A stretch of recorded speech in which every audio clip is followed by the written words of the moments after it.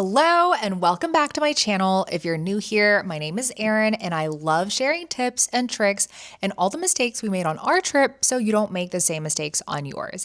Today we're talking about Santorini, one of my favorite places in the entire world, and it's definitely gained a bit of popularity in the last few years, and some might even say it's too touristy or overhyped, but I disagree. If you know these tips before you visit, I guarantee you'll find this island just as charming as I do. So without further ado, let's jump into the 14 things you need to know before your first trip to Santorini. Tip number 1, peak versus shoulder season. Now, when it comes to tourism in Santorini, you have a couple of options. You can go either during peak season, which is from June through August, or you can go during shoulder season. And when it comes to shoulder season, you also have two options. And your options are either April to May, or you can do September to October. So when it comes to peak season, you're looking at traveling from June through August, and this is the hottest time of year. And when we ended up going during this time, it was scorching hot during the day, in which we weren't even able to leave our hotel. And anything that we did outside, we had to limit it to like 30 minutes to an hour because it was literally insanely hot. So if you do decide to go during peak season, definitely be mindful of the weather. The next thing that you have to be aware of if you go during peak season are costs. So costs typically are going to be 30% higher compared to if you were to go during shoulder season.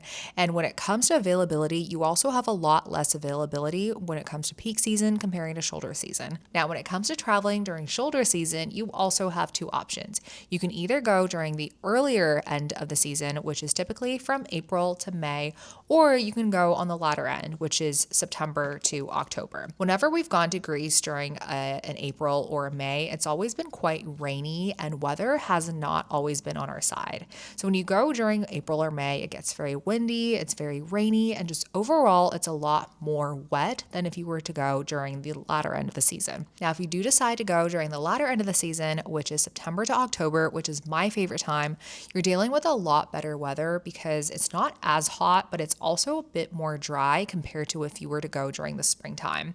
So my recommendation is if you're looking for the best time to visit, I would say anytime from late September to early October is the sweet spot. Tip number 2, getting to the island of Santorini. So you have a couple of options. You could either fly in or you could take the ferry. Now, when it comes to flying into the island, we typically love to take the earliest flight that gets into Athens. And then during midday, there are multiple flights that'll go from Athens to Santorini, and it's only about a 45-minute plane ride, which is super easy.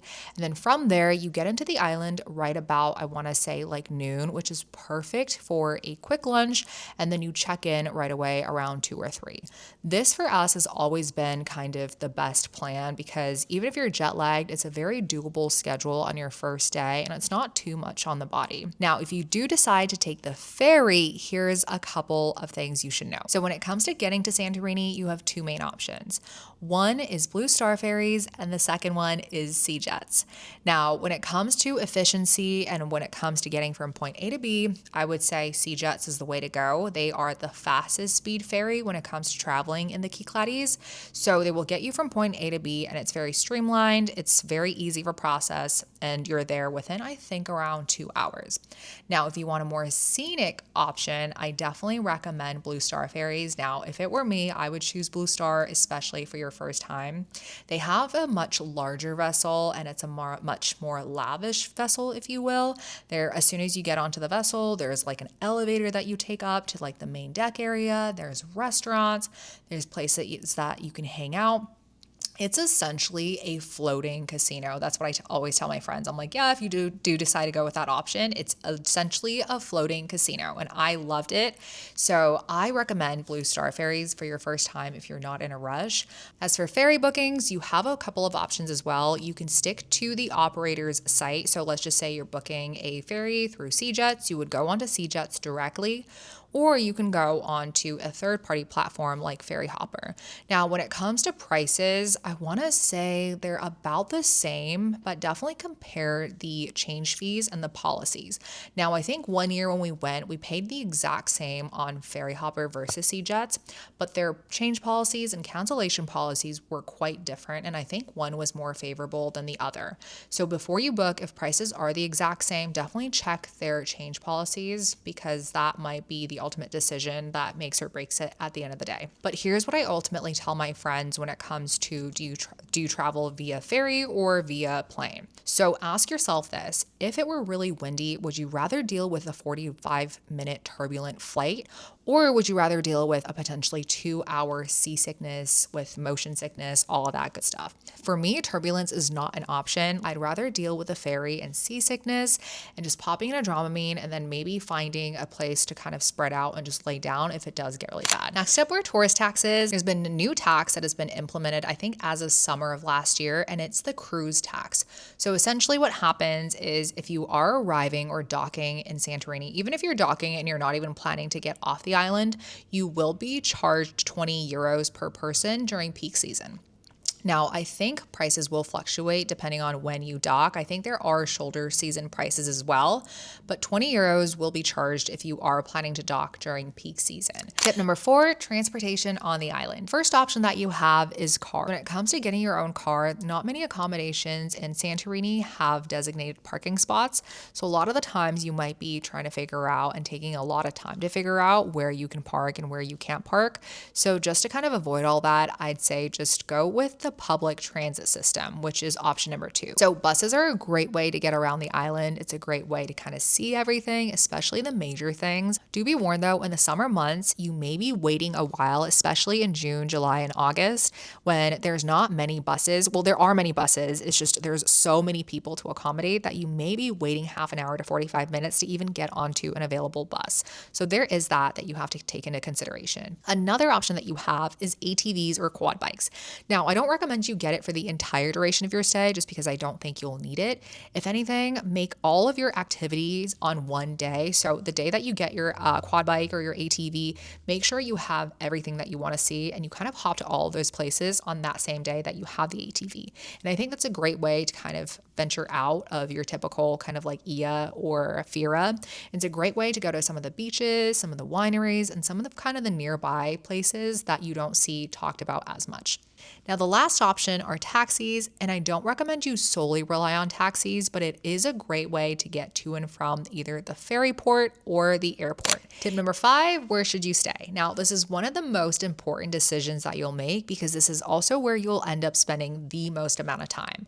Now, the first option that you have, which is also my favorite, is Oia. Now, this is the postcard spot, and essentially whenever you think of Greece, you think of that iconic Oia photo, and some folks think that it's a little bit too expensive, that these hotels have really rigged these prices. And there might be some truth to that, but I honestly think it is worth it. And if you end up doing like a luxury hotel, then maybe just like stay at the hotel the entire time. Another option that you have is Fira. Now, this is a capital and the central hub to everything that goes on in Santorini, and there will be a lot of transportation that's available to and from Fira, and there's also a lot of restaurants and accommodations as well. Another option that you have is Imerovigli, and this is between Fira and Oia. And I also like to call it kind of like the middle option. When it comes to Imerovigli, it has those same iconic caldera views as Oia, but it is a little bit more quieter compared to all the things that are going on in Fira. Tip number 6, the reality of the Oia sunset. So this, I feel like I've seen so many Instagram posts and TikToks about it. It's when it's during sunset and you see just mass amounts of people just like kind of going and trying to see this like sunset at Oia Castle. And honestly, I think it's overhyped, and here's why. So about 2 to 3 hours before the actual sun sets, you'll get people starting to kind of like stake out their own spots, and they get really upset when people kind of show up last minute and kind of like budge into their spots, and people kind of get possessive of the area they've kind of staked out. And so right at sunset, there's so much going on. There's like drones shooting up, and it kind of just ruins that serene sunset feel. At least it did for me. So here's what you should do instead.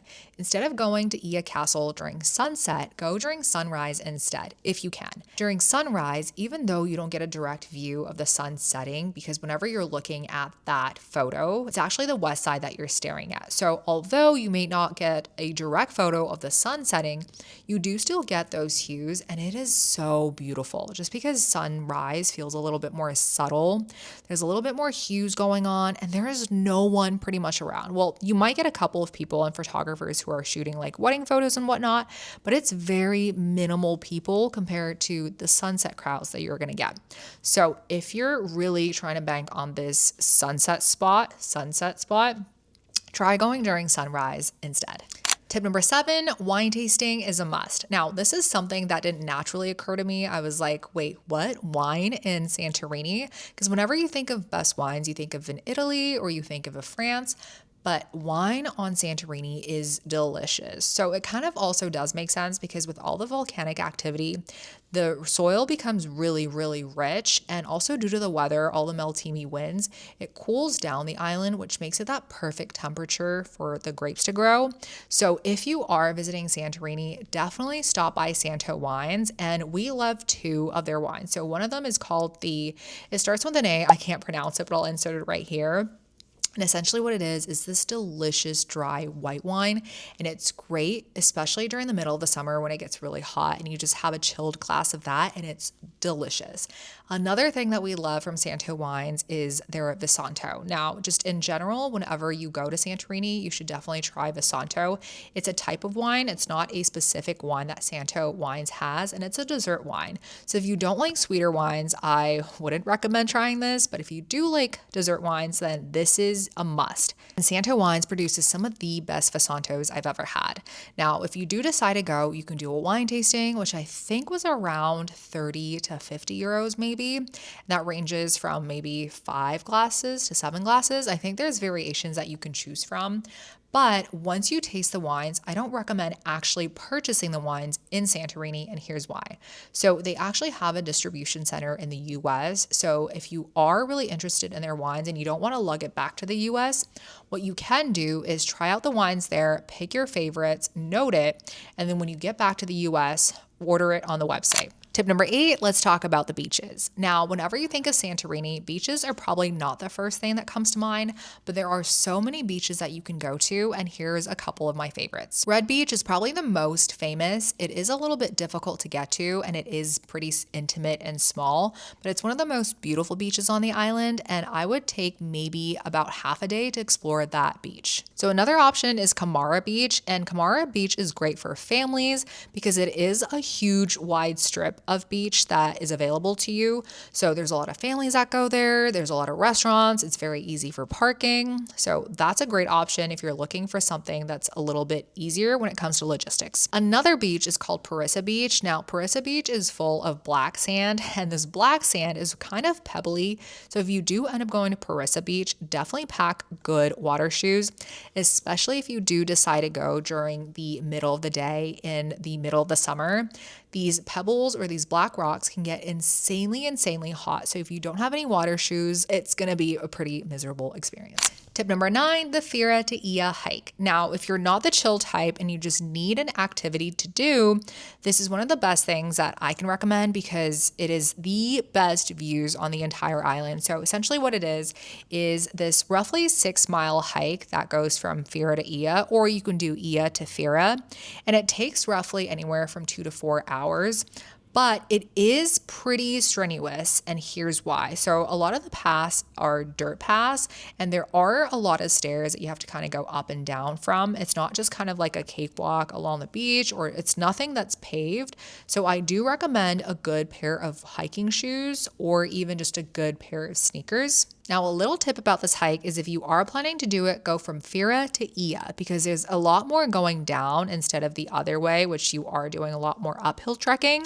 Tip number 10, food and dining.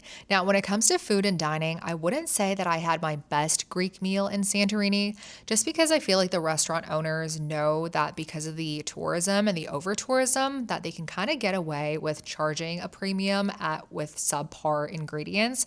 So if you are expecting the best Greek meal of your life, I don't know if you're going to be able to find it here. Now, if you are staying in Oia, what we ended up doing was finding an accommodation with a kitchenette. So at the very least, we were able to kind of whip up our own Greek salad when we got really hungry.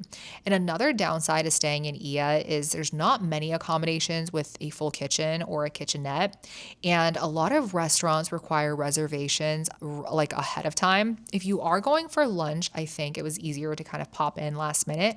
But if you are looking for a dinner spot, especially anywhere around 8 to 10 p.m., it was really difficult to find a restaurant last minute to kind of just pop into. And what we end up doing is we love finding Euro spots. Euro spots are some of our favorite go-tos just because they're really quick, they're really fast, and it's really, really delicious. Tip number 11, photography. Now, Santorini is a beautiful and stunning island, and you're gonna get photographers shooting at all hours of the day. But here are a couple things that you should be mindful of. First up is you can't actually go onto the domes. I know that you might see this all over social media, are people with their huge dresses standing on domes trying to capture that perfect shot with the Aegean in the background. You can't actually do that because it's a religious thing in which you're not able to step on the churches, and it's a very disrespectful thing to do. So if you can, definitely avoid stepping on any domes or churches for that matter. Another thing that you should be aware of is trespassing. Now, I know those photos look insane, they look beautiful, but a lot of what you see online are actually private property and you're not able to go into them, but a lot of people trespass anyway in order to get that perfect shot. So another thing are drones. Back when we went in 2019, there really wasn't many drones that were being flown around and there weren't signs anywhere. So a lot of people were shooting with their drones and it really wasn't an issue at all. However, in the last couple of years, there has been a huge shift, and now you see signs everywhere saying no drones, you can't fly them, and people will actually get visibly upset at you if they see you shooting up a drone. Tip number 12, Ammoudi Bay. Now, this is one of my favorite spots on the island just because I'm a huge sucker for Sisterhood of the Traveling Pants, and there's this one iconic scene where Lena kind of like jumps into, I think, Kos's motorcycle, and it is the scene of Ammoudi Bay. So I've always loved Ammoudi Bay, and the first time that we went down to Ammoudi Bay, it was in the prime time of summer. It was really, really hot, and it was right around noon because I think we had a lunch reservation. So we went down the stairs, and I kid you not, I was dying by the end of it. So recommendation is if you do have a daytime reservation, just take the 5-minute taxi. It's much easier. And my favorite restaurant is Sunset at Ammoudi, and they have some of the best seafood and also some of the freshest seafood. A lot of it is caught daily. So if you do want to kind of have a splurge meal, I highly recommend checking out Sunset Ammoudi. Tip number 13, what to pack. Now, before our first trip to Santorini, I hadn't really been into linens then until we went, and I was like, oh my gosh, I'm changing up my entire wardrobe, and all I'm gonna own now, especially during the summer, are linens, because you need something really light and airy because the island gets really, really hot, but you also wanna be covered because the UV rays are insane during the summertime. So linens, and especially kind of a long sleeve linen top that is like a button down, is my favorite to have, because whenever you need to go into something more like a church or something more religious, you can just put it on to cover your shoulders. And then especially if you're out on a boat and the sun is coming right directly at you, you can use it as a cover up. But just overall, anything that is breathable and light is what you're going to want to pack. Another thing that you have to pack are proper footwear. Now, I'm going to call myself out for this because I've made this mistake every single time we've gone to Greece, because I love the thin Greek sandals, those leather sandals. And that's typically all I will bring because I refuse to put my feet into closed-toed shoes, especially during summer because it's so freaking hot. But when it comes to Santorini, there's a good amount of stairs you're dealing with, and a lot of those times, those cobblestone streets are really, really slippery. So you definitely want a good pair of sneakers that have good traction. Tip number 14, how much time is truly enough? Now, this is a debatable topic because some people only have a day and they really want to see Santorini, or their cruise ship only docks for a day, and a couple hours is all they're going to get. And with that, you really don't have much say in how much time you get. But if you do get to pick and you do have the flexibility to figure out how long you can spend on the island, I would say that 4 nights is the perfect sweet spot, and here's why. On day 1, your flight gets in and you settle into your accommodation, and it's pretty much just a really chill day to kind of let your body adjust and do all of that good stuff. Day 2, you get to explore all the main villages, and here you can also add in that hike. So by midday, you're going to be done with that hike and you get to kind of browse around, do some window shopping, go to dinner, get a sunset in, and it's the perfect day if you want to incorporate a little bit more activity. Day 3 is going to be a beach and wine day, so maybe get an ATV, go to a couple of those beach spots that I mentioned, and end up at Santo Wines. And day 4, your last day, maybe you go to a couple of souvenir shops, do a little bit of last minute shopping, go to a couple of more of those hidden villages such as Pyrgos. Now, you could of course do a lot less days and jam pack those days, but Santorini isn't really somewhere that you want to kind of jam pack. You kind of just want to be able to sit, relax by a pool, get a drink, and really soak in all those vibes. And with that, those are the 14 things I wish I knew going into our first trip into Santorini. If that was helpful, make sure to like, comment, subscribe, and I'll see you in the next video.